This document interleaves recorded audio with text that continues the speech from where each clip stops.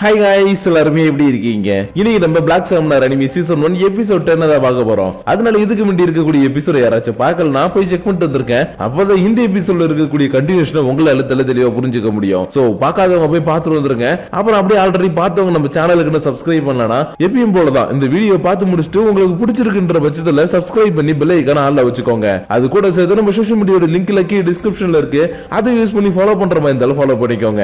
ஏன்னா நீங்க இப்ப பாத்துக்கிட்டு இருக்கிறது இன்ஃபினிட்டி அனிமேஷன் சேனல். வாங்க ஸ்ட்ரீம் வேஸ்ட் பண்ணாம இந்த எபிசோடுக்குள்ள போயிரலாம். சோ இந்த எபிசோட் ஓபன் பண்ணதும் விடிய காத்தால நல்லா கெல்வின் நிம்மதியா தூங்கிட்டு இருக்கும்போது இவனுக்கு பக்கத்துல எஃப்எல் படுத்திருக்க மாதிரி தெரியுது. அதனால என்னப்பா எஃப்எல் இங்க படுத்திருக்குன்னு சொல்லி பார்த்தா இங்க உண்மையா படுத்திருக்கிறது சாரா. அதனால வெங்கடா பண்ணிக்கிட்டு இருக்கான்ற மாதிரி இவன் பாத்துக்கிட்டு இருக்க டக்குன்னு ஒரு கை வந்து இவனுக்கு பிடிக்குது. யாரான்னு பார்த்தா மெல்வினா.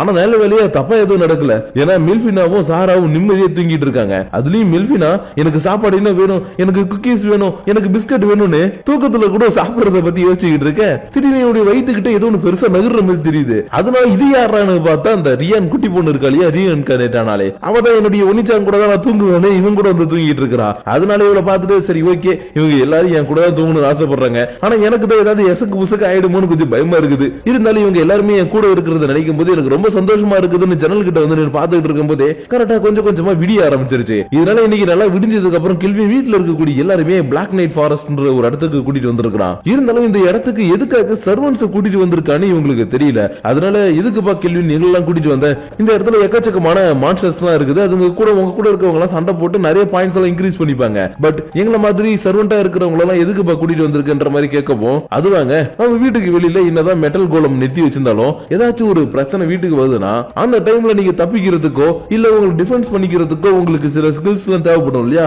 அதனாலதான் உங்களுடைய லெவலை இன்க்ரீஸ் பண்றதுக்காக இந்த இடத்துக்கு கூட்டிட்டு வந்திருக்குன்ற மாதிரி சொன்ன உடனே இவங்களுக்கு எதுவுமே புரியல. ஏன்னா இவங்களை சும்மா உட்கார வச்சுட்டு லெவல் இன்க்ரீஸ்னா இவங்களுக்கு புரியுமா? அதனாலதான் என்னப்பா சொல்றன்ற மாதிரி இவங்க பாத்துக்கிட்டு இருக்கும் போதே மெல்வினாவும் அங்க பாருங்க நீங்க எதுங்க கவலைப்படாதீங்க, கெல்வின்ட்ட லெவல் ஷேரிங் என்ற ஒரு பவர் இருக்குது. அந்த பவர் மூலமா என்னுடைய பார்ட்டியில இருக்கக்கூடிய மெம்பர்ஸ் அப்புறம் என்னுடைய டீம்ல இருக்கக்கூடிய மெம்பர்ஸ் உடைய லெவல் எல்லாத்தையும் இவனால ஷேர் பண்ணி இன்னொருத்தவங்களுக்கும் கொடுக்க முடியும். ஏன் அவனுக்கு கூட எடுத்துக்க முடியும். சோ அது மூலமா தான் உங்களுடைய லெவல் எல்லாமே இப்ப இன்க்ரீஸ் ஆக போகுதுன்ற மாதிரி சொல்லிக்கிட்டு இருக்கும் போதே இன்னொரு பக்கம் ஜெரால்டு குளோத்தோ அப்புறம் நம்ம சாரா இவங்க 3 பேர் சேர்ந்துக்கிட்டு நம்ம கெல்வின் சொன்ன மாதிரி இந்த காட்டுக்குள்ள இருக்கக்கூடிய எக்கச்சக்கமான மான்ஸ்டரை போட்டு தள்ளிக்கிட்டு இருக்காங்க. அதனால இப்ப நம்ம கெல்வின் சொன்ன அந்த ஷேரிங் ஸ்கில் இருக்கு இல்லையா, அது மூலமா ரியானோட லெவல் கொஞ்சம் இன்க்ரீஸ் ஆகுது. ஏன் இவளுக்கு மட்டும் கிடையாது, இவன் ஆல்ரெடி சொன்ன மாதிரி இந்த மெய்டா இருக்காங்க இல்லையா இவங்களுக்கும் இவங்க பொண்ணுக்கும் கூட லெவல் இன்க்ரீஸ் ஆயிருக்குது. அதனாலதான் நீ சொன்னதெல்லாம் கரெக்டா நடக்குதுன்ற மாதிரி பாத்துக்கிட்டு இருக்க. அது பக்கம் மாஸ்டர் கூட சண்டை போட்டுட்டு இருக்கவங்க போர் அடிக்குதுன்னு இவங்களுக்குள்ள ஒரு போட்டியை வச்சுக்கிறாங்க. என்னன்னா ரொம்ப நேரமா ஒன்னா சேர்ந்து சண்டை போட்டுட்டு இருக்காங்க இல்லையா, அதனாலதான் தனித்தனியா போயிட்டு இங்க இருக்கக்கூடிய மாஸ்டர் கூட சண்டை போடலாம், யார் அதிகமான மாஸ்டர் கொண்டு இருக்கிறான்னு சொல்லி இன்னைக்கு ஜாலியா கொண்டாடலான்னு இவங்க 3 பேரும் தங்களுக்குள்ள ஒரு சின்ன போட்டியை வச்சுக்கிட்டு மாஸ்டரை கொள்றதுக்காக வெறி கொண்டு ஓடிக்கிட்டு இருக்க. இன்னொரு பக்கம் இந்த காட்டுக்குள்ள இருக்கக்கூடிய ஏதோ ஒரு மான்ஸ்டர் இவங்களை நோக்கி வேகமா ஓடி வர மாதிரி எஃப்எலுக்கு தெரியுது. ஏன்னா இவங்க கிட்ட ஃபால்ஸ்ன்ற ரொம்ப தூரத்துல இருக்கக்கூடிய விஷயத்தை பார்க்கக்கூடியது அப்புறம் கரெக்டா குறி வச்சு அட்டாக் பண்ணக்கூடிய ஒரு ஸ்கில் இருக்குது. அதனாலதான் இப்ப இவங்களை நோக்கி என்னடா வேகமா வந்துட்டு இருக்குதுன்றத பார்த்ததுக்கு அப்புறம் இங்க பாருப்பா நம்மள நோக்கி ஒரு பிளாக் ஷேடோ உல்ஃப் வந்துட்டு இருக்குன்ற மாதிரி சொல்லவும் இவன் உடனே ரியான் கிட்ட எப்பா உனக்கு டாக்ஸ்னா பிடிக்க மாட்டற மாதிரி கேட்டுட்டான். ஏன்னா உல்ஃபும் டாக்கும் ஒரே மாதிரி தானே, அதனாலதான் உனக்கு டாக்ஸ்னா பிடிக்க மாட்டற மாதிரி கேட்கவும் எனக்கு ரொம்ப பிடிக்கும் ஆனா என்ன இது வரைக்கும் நான் தொட்டு கூட பார்த்தது இல்லைன்ற மாதிரி சொல்ல சரி ஓகே இன்னைக்கு நம்ம டாக வீட்டுக்கு கூட்டிட்டு போலான்னு கரெக்டா அந்த உல்ஃப் இவங்களை அட்டாக் பண்ண வர நேரத்துல இவனுடைய கிராவிட்டி மேஜிக்கை வச்சு அட்டாக் பண்ணப்போ இதோட ஹெச்பி எல்லாம் கொஞ்சம் கொஞ்சமா குறைய ஆரம்பிச்சிருச்சு. அதாவது குளோத்தை பிடிக்கிறதுக்கு எப்படி ஃபர்ஸ்ட் அதோட ஹெச்பி காலி பண்ணணும் அதே மாதிரி இதோட ஹெச்பி காலி பண்ண கொஞ்ச நேரத்துல ஐயா சாமி என்ன விட்டுடுங்க கடைசி வரைக்கும் உங்களுக்கு நன்றி உள்ளவனா இருக்குன்ற மாதிரி சொல்லவும் இவன் உடனே கான்ட்ராக்டர் போட்டு இதை சம்மன் பண்ணி நார்மலான ஒரு டாகா மாத்த லுக்காவும் ரியானா ஓடி வந்து கட்டி பிடிச்சுக்கிட்டு ஐயா அந்த நாய்க்குட்டி சூப்பரா இருக்குன்ற மாதிரி ஜாலியா விளையாண்டுகிட்டு இருக்காங்க. ஏன்னா 2 பேருமே சின்ன பிள்ளைங்க தானே, அதனால அதை பிடிச்சிட்டு ஜாலியா விளையாண்டுகிட்டு இருக்க. திரும்ப ஏஃபோலுக்கு யாரோ ஒருத்தவங்க இவங்களை நோக்கி வந்துகிட்டு இருக்கும் போது தெரியுது. யாரான்னு பார்த்தா அட்வென்ச்சர் கில்ட்ல இருக்கக்கூடிய ஊடோடைய டீம் தான் வந்துகிட்டு இருக்காங்க. அதாவது நம்ம ஹீரோவுடைய லெவலுக்கு இப்போதைக்கு அட்வென்ச்சர் கில்ட்ல மரியாதை இருக்கக்கூடிய ஒரு ஆள்னா இந்த ஊடு தான். அதனாலதான் ஊடு இந்த பக்கம் வந்துகிட்டு இருக்காரு. அது ஒரு டீம் கூட சொல்லுவோம். இவங்க எல்லாருமே டக்குனு நார்மலா இந்த இடத்துல பிக்னிக் வந்த மாதிரி ஜாலியா உட்காந்துக்கிட்டு இருக்க. ஊடும் பார்த்துட்டு எப்பா என்னப்பா பண்ணிக்கிட்டு இருக்க, இந்த ஃபாரஸ்ட் மான்ஸ்டர்லாம் இருக்கக்கூடிய ஃபாரஸ்ட் உனக்கு தெரியும்ல, அப்படி இருக்கும்போது இங்க என்னப்பா பண்ணிக்கிட்டு இருக்கேன்னு கேட்க அதுவா நான் ஜஸ்ட் இங்க என்னுடைய வீட்டுல இருக்கவங்க கூட்டிட்டு வந்து பிக்னிக்காக வந்திருக்கின்ற மாதிரி சொல்லிக்கிட்டு இருக்கப்போ ஊருடைய டீம்ல இருக்கவங்க இருக்காங்க இல்லையா அவங்க எல்லாரும் வயிற்றுச்சல்ல இருக்கிறாங்க.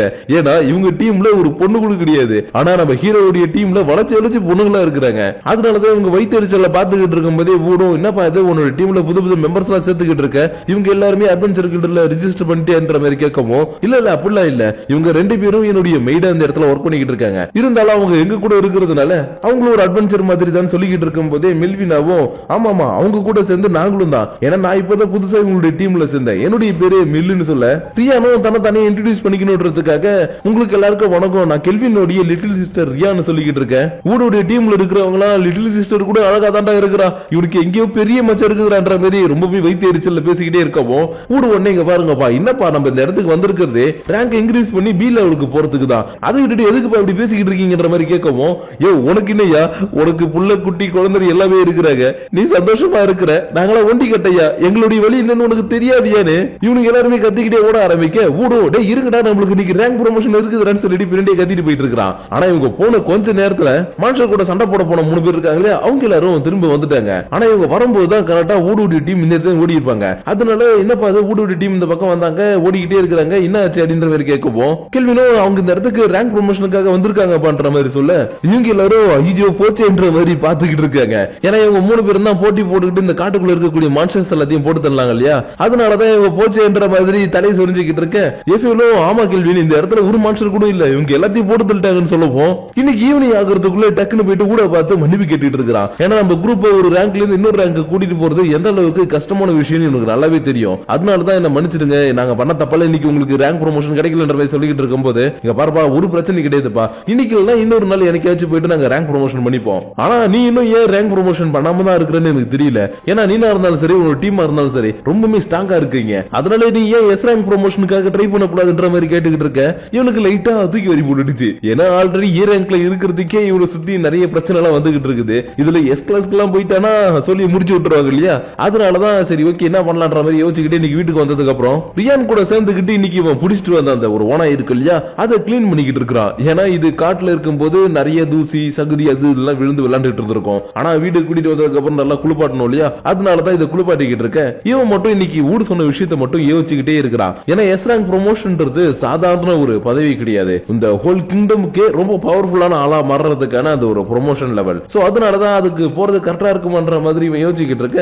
ஏ ஃபுல்லோ நீங்க எதை பத்தியும் கவலைப்படாதீங்க, அது நடக்கும்போது நடக்கட்டும்ன்ற மாதிரி சொல்லவும் இவனும் ஆமால அது நடக்கும்போது நடக்கட்டும், நான் எதுக்கு அதை போட்டு குழப்பிக்கிட்டு இருக்குன்ற மாதிரி பேசிக்கிட்டு இருக்கும்போது இந்த ஓனாய் கண்டு தெரிய மாட்டேங்குதுன்னு கொஞ்சம் சினுங்க ஆரம்பிக்கவும் ஹே அலெக்ஸ் கொஞ்ச நேரம் தான் இரு நாங்க உன்னை குளிப்பாட்டி முடிச்சிடறோம்னு ரியான் இதுக்கு ஒரு பேரைய வச்சுட்டா. அதனால என்னப்பா பேரு சொன்னா அலெக்சான்ற மாதிரி கேட்க ஆமாமா இதுக்கு பேர் நான் அலெக்ஸ் தான் வச்சிருக்கின்ற மாதிரி சொல்லிக்கிட்டு இருக்கவும் இவனும் சரி சரி ஓகே பண்ண க்ளோத் வச்சு இதை ஃபுல்லா குளிப்பாட்டி முடிச்சுட்டு இதுக்கான ஒரு புது காலருமே போட்டு விடுறான். அது மட்டும் இல்லாம இந்த ஓனாயே இவளுக்கு ரொம்பவே பிடிச்சிருக்குதுன்றதுனால இங்க பார்ப்பா இதுக்கப்புறம் இதுதான் உன்னுடைய பார்ட்னர்ன்ற மாதிரி சொல்லவும் ஓகே உனிச்சா இதுக்கப்புறம் அலெக்ஸ் தான் என்னுடைய பார்ட்னர்ன்ற மாதிரி சொல்லிக்கிட்டு இருக்க. ஏன் சொல்லுவோம் நீங்க 2 பேரும் கண்டிப்பா ஒரு குட் ஃப்ரெண்ட்ஸா இருப்பீங்கன்ற மாதிரி சொல்லிக்கிட்டு இருக்கா. ஆனா இவ இதை சொல்லி வாயை முறதுக்குள்ளே இவ இந்த ஓனாய் கூட ஜாலியா பேச ஆரம்பிக்கிறா. ஆனா இந்த மாதிரி விலங்குகள் கூட பேசி இது வரைக்கும் பார்த்ததே இல்லை இல்லையா, அதனால என்னப்பா அது பேசுறதுலாம் உனக்கு புரியுதா உன்னால பேச முடியுதான்ற மாதிரி கேட்கவும் ஆமாமா என்கிட்ட பீஸ்ட் லாங்குவேஜ் பேசக்கூடிய ஒரு ஸ்கில் இருக்குது, அதை வச்சு இது கூட என்னால பேச முடியுன்ற மாதிரி சொல்லிக்கிட்டு இருக்கும் போது கெரால்டன் கரெக்டா இந்த இடத்துக்கு வந்து ஹே குட்டி பொண்ணு அங்க என்ன பண்ணிக்கிட்டு இருக்க சீக்கிரமா ஸ்வாட் ட்ரைனிங் டைம் ஆகுதுன்ற மாதிரி சொல்லவும் ஓகே கிராண்ட்பா இத வந்துட்டேன்னு அடுத்த நிமிஷமே போயிட்டு கெரால்ட் கிட்ட ஸ்வாட் ட்ரைனிங் எடுத்துக்க ஆரம்பிக்கிறா. ஏன் இந்த ஸ்வாட் ட்ரைனிங் எல்லாம் முடிச்சதுக்கு அப்புறம் சாரா கூட சேர்ந்துக்கிட்டு ஜாலியா மீன் பிடிச்சிட்டு இருக்கா. ஏன்னா சாராவுக்கு சண்டை போடுறது மட்டும் இல்ல இந்த மாதிரி மீன் பிடிக்கிறதுல நல்லாவே தெரியும் இல்லையா, அதனாலதான் இவளுக்கு மீன் பிடிக்கிறதுல எப்படின்றது எல்லாத்தையுமே சொல்லி கொடுத்துக்கிட்டு இருக்கும் போது நான் என் பங்குக்கு ஏதாவது செய்யறேன்னு இன்னைக்கு நல்லா ஈவினிங் ஆக போற டைம்ல எல்லாருக்கும் ஒர்க் அவுட் பண்றதுக்கு சொல்லி கொடுக்குது. அதாவது இது ஒரு ஸ்லைம்ன்றதுனால நல்லா பிளெக்சிபிளா இதால வளைய முடியும் நிறைய விஷயங்கள் பண்ண முடியும் இல்லையா, அதனாலதான் என்ன மாதிரி பிளெக்சிபிளா இருக்கணும்னா ஒர்க் அவுட் பண்ணணும்னு உங்களுக்கு எல்லாருக்குமே ஒர்க் அவுட் ட்ரைனிங் கொடுத்ததுக்கு அப்புறம் ஏன் மறுநாள் அட்வென்ச்சர் கில்டுக்கு போனா கூட அங்க இருக்கிறவங்க எல்லாரும் ஹே நீ கெல்வினுடைய தங்கச்சியா பாப்பா இதை சாப்பிடு அதை சாப்பிடு ஏன் கூட அதை பண்ணி இதை பண்ணுன்னு இவளு எல்லாருமே டேக் கேர் பண்ணி ரொம்பவே சந்தோஷமா பாத்துக்கிறாங்க. சோ இப்படியே சில வாரங்கள் போக இவளுக்கு ஜஸ்ட் பிடிச்ச இந்த உலகம் ரொம்ப ரொம்ப ரொம்ப பிடிச்சு போயிடுச்சு. ஏன் இவளுக்கு பார்ட்னரா இருக்கக்கூடிய அலெக்ஸா கூட இவளுக்கு ரொம்பவே பிடிச்சிருக்குது, அதுவும் இவ தூங்கும் போது கூட பக்கத்திலே வச்சுக்கிட்டு தூங்குற அளவுக்கு ரொம்ப பிடிச்சிருக்குதுன்னா பாத்துங்களேன். அதனால இந்த விஷயத்துல எல்லாத்தையும் கெல்வினும் மெல்வினாவும் ஒளிஞ்சிருந்து பார்த்துட்டு பரவாயில்ல நம்ம கதை சொல்றதுக்கு வேண்டி இன்னைக்கு இவ நிம்மதியா தூங்க ஆரம்பிச்சிட்டா. அதனால இவ நிம்மதியா தூங்கட்டும்னு இவங்க தூங்க போனதுக்கு அப்புறம் கொஞ்ச நேரத்துல மெல்பினாவுக்கும் எஃப்எலுக்கும் நடுவுல படுத்து இருந்த நம்ம கெல்வினை காணும். எங்கடான்னு பார்த்தா இவன் சோடா எடுத்துக்கிட்டு வெளியில இருக்கக்கூடிய சாரா அப்புறம் நம்ம குட்டி பொண்ணு எல்லாருக்கிட்டையும் வந்து நின்னு எல்லாரும் தயாரா இருக்கீங்களான்ற மாதிரி பேசிக்கிட்டு இருக்கிறான். ஏன்னா இவங்க தூங்கிட்டு இருந்தப்ப இவங்க வீட்டை சுத்தி ஒரு 10-15 பேர் அட்டாக் பண்றதுக்காக வந்திருக்காங்க. ஆனா மின் கேட்ல தான் மெட்டல் கோலம் இருக்குது, அதை தாண்டி வர முடியாதுன்றதுனால எல்லாருமே பின்பக்கமா வந்து உள்ள ஜம்ப் பண்ணி வரதுக்காக பிளான் பண்ணிட்டு இருக்காங்களாட்டுக்கு. அதனாலதான் அந்த விஷயங்கள் எல்லாமே இப்ப சாரா நம்ம கெல்வின் அப்புறம் நம்ம ஜெரால்ட் அப்புறம் குட்டி பொண்ணு இவங்களுக்கு எல்லாம் தெரிய வந்ததும் சரி ஓகே வந்திருக்கிறவங்க எந்த லெவல்ல இருக்காங்கன்னு சொல்லி செக் பண்ணி பார்த்தா எல்லாருமே 20, 25, 23, 24 அப்படின்னு ஒரு லெவல்ல இருந்திருப்பாங்க. ஒருத்தவங்க மட்டும் தான் 26வது லெவல் கிட்ட இருந்திருப்பான். அதனால ஒருத்தவங்க மட்டும் தான் பவரா இருக்கிறன்ற மாதிரி சொல்லிக்கிட்டு இருக்கும்போது போதே ரியானுக்கு இவங்க எப்படி இந்த இடத்துல இருந்து பாக்குறாங்கன்ற விஷயம் தெரியல. அதனால உங்களால இங்க இருந்துகிட்டே எல்லாத்தையும் கவனிக்க முடியுமான்ற மாதிரி கேட்கவும், இல்லப்பா ஏஃபல் கிட்ட ஒரு பவர் இருக்குது, அந்த பவரை நான் காப்பி பண்ணி தான் இந்த இடத்துல என்ன நடக்குது ஏது நடக்குதுன்றத பார்த்தன்ற மாதிரி சொல்லவும், சாரா உடனே நான் போயிட்டு அவங்களை சமாளிக்கிட்டுமான்ற மாதிரி கேட்க, குளோக்காவும் இல்ல நான் போறேன்ற மாதிரி குதிச்சுக்கிட்டு இருக்குது. ஆனா இவன் இல்ல நீங்க யாரும் போக தேவையில்ல, ரியான் போகட்டும்ன்ற மாதிரி சொல்லிட்டான். ஏன்னா ரியான் இந்த இடத்துக்கு வந்ததுல இருந்து ஜஸ்ட் ட்ரைனிங் எடுத்துக்கிட்டு இருக்கா, பவர் இன்க்ரீஸ் பண்றா, இது மட்டும் தானே பண்ணிக்கிட்டு இருக்கா. அதனாலதான் இன்னைக்கு உன்னுடைய உண்மையான பவர் தெரிஞ்சுக்கணும்னா இவங்க கூட நீ சண்டை போட்டாக்கணும்பா. இவங்க அந்த அளவுக்கு ஒன்றும் பெரிய எல்லாம் கிடையாது, இருந்தாலும் நீ இவங்க கூட போய் சண்டை போடு, அப்பதான் உன்னுடைய பவர் லெவல் எந்த அளவுக்கு இருக்குதுன்றது நம்மளுக்கு தெரியுன்ற மாதிரி சொல்லவும், இவ்வளவு சரி ஓகே நான் போறேன்ற மாதிரி சொல்லிட்டா. ஆனா அதுக்கு முன்னாடி இந்த ஸ்வாடை எடுத்துட்டு போப்பா, ஏன்னா இதுதான் உன்னுடைய ஃபர்ஸ்ட் ஃபைட்னு இவனுடைய பிளாக் ஸ்மித் ஸ்கில்ல வச்சு இவளுக்காக ஒரு புது ஸ்வாடையை ரெடி பண்ணி கொடுக்க, இவ்வளவு ரொம்ப தேங்க்ஸ் ஒனிச்சான்ற மாதிரி சொல்லிக்கிட்டு இருக்க. வெளியில இவங்களை அட்டாக் பண்றதுக்காக வந்திருக்க கூடியவங்க இருக்காங்க இல்லையா, அவங்களுடைய ஹெட் கண்டிப்பா இந்த வீட்டுல இருக்கிறவனுக்கும் லார்ட் கிறிஸ்டோபர் அரெஸ்ட் பண்ணவனுக்கு ஏதாவது ஒரு சம்பந்தம் இருக்கணும். ஏன்னா இந்த வீட்டுல இருந்து வந்தா வாட்டர் கிங்டம் ஹீரோவான கிறிஸ்டோபர் ஈஸியா சமாளிச்சதா சொன்னாங்க. அதனால இவன் டைசன் கண்ட்ரிக்கு எதிராக மாறதுக்கு முன்னாடி இவன் யாரு என்னன்றதை கண்டுபிடிச்சு நான் கொண்டாகணும்ன்ற மாதிரி இவனுடைய டீம் அனுப்பி வைக்க, இந்த பக்கம் ரியானுக்கு தன்னுடைய ஆர்வம் எல்லாத்தையும் போட்டுட்டு வந்துட்டு வாங்கடாயா மச்சி வாழக்கா பச்சிட்டு வரவங்க எல்லாரையும் சீவி கிடாசிக்கிட்டு இருக்க.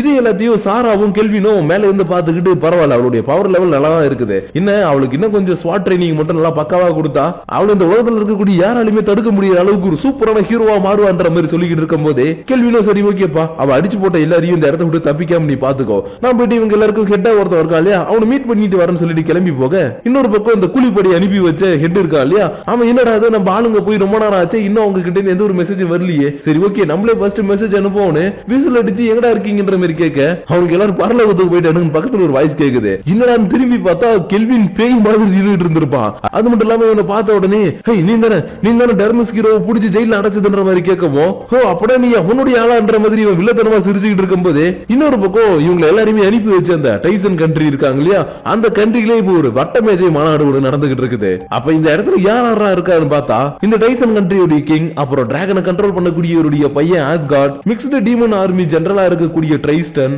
அயன் நைட் ஜெனரலா இருக்கக்கூடிய டான், அப்புறம் டார்க் ஜெனரலா இருக்கக்கூடிய சட்டோரான்னு மொத்தம் இந்த இடத்துல 6 பேர் இருக்கிறாங்க. இருந்தாலும் இந்த இடத்துல 7 டேபிள் இருக்கே அப்படின்னு கேட்டீங்கன்னா இன்னொருத்தவங்க வேற எங்கேயோ இருக்கிற நாட்டுக்கு. இருந்தாலும் இந்த வட்டமேஜை மாநாடுல இவங்க என்னென்ன பேசிக்கிட்டு இருக்காங்கன்னா இப்ப எப்படி மத்த கண்ட்ரி எல்லாத்தையும் நம்ம சமாளிக்கிறதுன்றதான் பேசிக்கிட்டு இருக்காங்க. ஏன்னா இந்த டீமன் பீஸ்ட் ஆர்மி ஜெனரலா இருக்கக்கூடிய இந்த ட்ரைஸ்டன் இருக்கான் இல்லையா இவன் தான் மத்த நாடுகளுக்குள்ள இருக்கக்கூடிய நிறைய பேரை கடத்துறது, அப்புறம் நிறைய தப்பான விஷயங்கள் எல்லாத்தையுமே செய்யறதுன்னு நிறைய பண்ணிக்கிட்டு இருக்கிறான். அது எல்லாமே இந்த ராஜாவுக்குமே தெரியும். இருந்தாலும் ஏன்னா விட்டுட்டு இருக்காருன்னா இவருக்கு இவருடைய கான்டினென்ட்டுக்கு பக்கத்துல இருக்கக்கூடிய மத்த கான்டினென்ட் எல்லாத்தையுமே ஆளணும்னு ஒரு ஆசை. அதனாலதான் இவன் பண்றதுக்கு எல்லாம் ஓகேன்னு சொல்லி இருந்திருப்பாரு. ஆனா அது எல்லாமே ஏதோ ஒரு வகையால கேள்வினால தடுக்கப்படுது இல்லையா, அதனாலதான் இப்ப என்னப்பா பண்றது நம்ம ஆளுங்களை எல்லாரையும் அவங்க புடிச்சுக்கிட்டே இருக்கிறாங்க, இப்ப நம்மளுக்கு பெரிய பிரச்சனை வந்துகிட்டு இருக்குன்ற மாதிரி சொல்லவும், இவன் கூலா நீங்க எதுக்கும் கவலைப்படாதீங்க எல்லாமே என்னுடைய பிளான் படி தான் போய்கிட்டு இருக்குது, இன்னும் கொஞ்ச நாள் மட்டும் எனக்கு டைம் கொடுங்க, இந்த மொத்த கான்டினென்ட்டையும் உங்களுடைய காலுக்கடியில கொண்டு வரேன். ஏன்னா மத்த கான்டினென்ட்ல இருக்கக்கூடிய ஆர்மி எல்லாம் ரொம்பவே வீக்கா இருக்குது. அதனாலதான் அவங்க எல்லாரும் சமாளிக்கிறதுக்காக ஏக்கச்சக்க பேர் அவங்க நாட்டுல இருந்து கடத்திட்டு வந்து அவங்க எல்லாரையும் நான் டீமன் பீஸ்டா கன்வெர்ட் பண்ணிக்கிட்டு இருக்கேன். சோ அப்படி மட்டும் நான் ஃபுல்லா கன்வெர்ட் பண்ணி முடிச்சிட்டேனா